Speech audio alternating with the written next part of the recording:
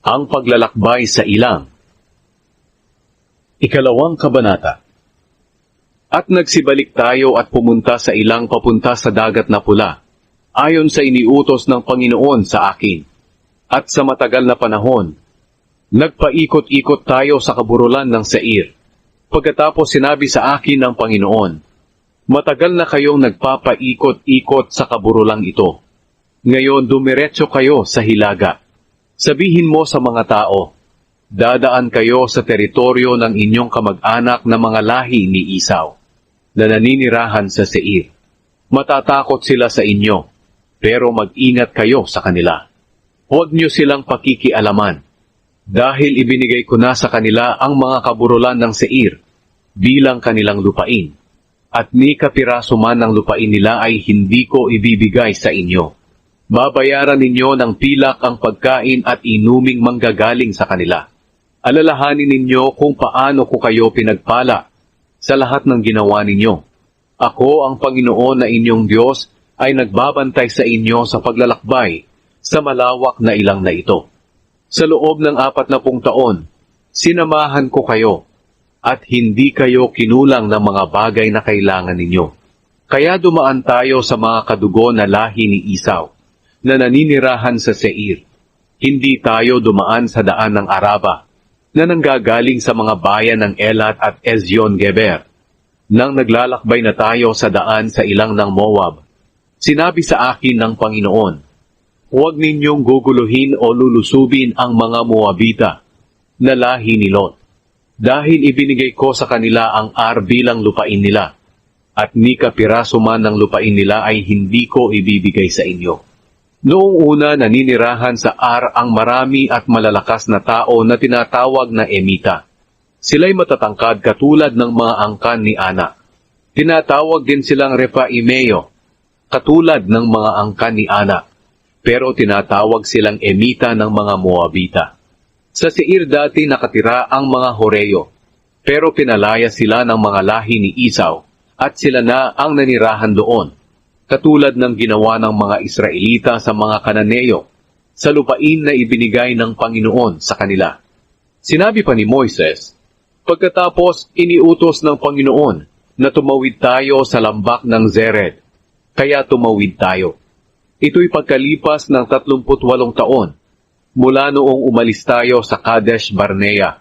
Nang mga panahong iyon nangamatay ang mga sundalong Israelita sa henerasyong iyon, ayon sa isinumpa ng Panginoon sa kanila. Pinarusahan sila ng Panginoon hanggang sa mamatay silang lahat sa kampo. Nang patay na ang lahat ng sundalo, sinabi sa akin ng Panginoon, sa araw na ito tumawid kayo sa hangganan ng Moab sa Ar. Kapag nakarating na kayo sa mga Amonita na mga lahi ni Lot, huwag ninyo silang guguluhin o lulusubin, dahil ibinigay ko sa kanila ang lupaing iyon. At hindi ko kayo bibigyan, kahit na maliit na bahagi nito.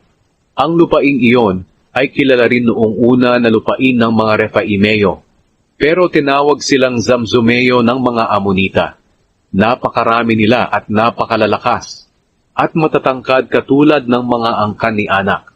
Ito rin ang ginawa ng Panginoon sa mga lahi ni Isaw na nakatira sa Seir. Pinagpapatay niya ang mga Horeo, para makapanirahan ng mga lahi ni Isaw sa kanilang lupain. Hanggang ngayon naninirahan pa rin sila sa lupaing iyon. Ito rin ang nangyari ng sinalakay ng taga-Kaftor ang mga taga-Avin, na naninirahan sa mga baryo ng Gaza. Nilipol nila ang mga taga-Avin, at tinirhan ng lupain ng mga ito.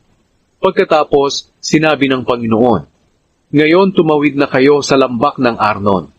Ibinibigay ko sa inyo ang Amoreyong si Haring Sihon ng Heshbon at ang kanyang lupain. Salakayin ninyo siya at angkinin ang kanyang lupain. Mula ngayon, loloobin kong matakot sa inyo ang lahat ng bansa sa buong mundo. Manginginig sa takot ang makakarinig ng tungkol sa inyo. Natalo ang hari ng Heshbon na si Sihon. Kaya noong naroon tayo sa ilang ng Kedemot, nagsugo ako ng mga mensahero kay Haring Sihon ng Heshbon, upang sabihin sa kanya ang mensahe para sa ikabubuti ng aming relasyon. Sinabi ko, Kung maaari, payagan niyo kaming dumaan sa inyong lupain. Sa pangunahing daan lang kami dadaan. Hindi kami lilihis ng daan. Babayaran namin ang aming makakain at maiinom. Ang pakiusap lang namin sa inyo, payagan niyo kaming dumaan sa inyong lupain. Katulad ng ginawa ng mga lahi ni Isaw na naninirahan sa Seir at ng mga Moabita na naninirahan sa Ar. Payagan niyo kaming dumaan hanggang sa makatawid kami sa ilog ng Hordan, papunta sa lupaing ibinigay sa amin ng Panginoon naming Diyos. Pero hindi pumayag si Haring Sihon ng Heshbon na padaanin tayo, dahil pinatigas ng Panginoon na inyong Diyos ang kanyang puso, para ibigay niya siya sa ating mga kamay, kagaya ng ginawa niya ngayon. Pagkatapos sinabi ng Panginoon sa akin, sinimulan ko nang ibigay sa inyo si Sihon at ang kanyang lupain. Kaya simulan na ninyo ang pagsalakay at pagsakop sa kanyang lupain. Nang nakikipaglaban si Sihon at ang kanyang mga sundalo sa atin doon sa Jahaz, ibinigay siya ng Panginoon na ating Diyos sa atin, at pinatay natin siya, pati ang mga anak niya, at ang lahat ng sundalo niya.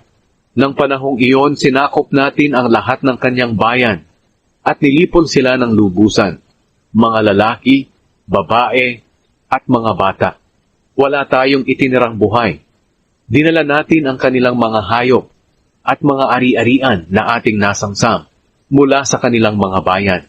Tinulungan tayo ng Panginoon na ating Diyos sa pag-agaw ng Aroer, ang lugar sa tabi ng lambak ng Arnon, at sa mga bayan sa paligid ng lambak na ito, at ng mga lugar hanggang sa Gilead. Walang bayan na matibay ang mga pader na hindi natin kayang pasukin. Pero ayon sa iniutos sa atin ng Panginoon na ating Diyos, hindi tayo lumapit sa kahit aling lupain ng mga Amonita, kahit sa lambak ng Jabok, o sa mga bayan sa palibot ng mga kaburulan.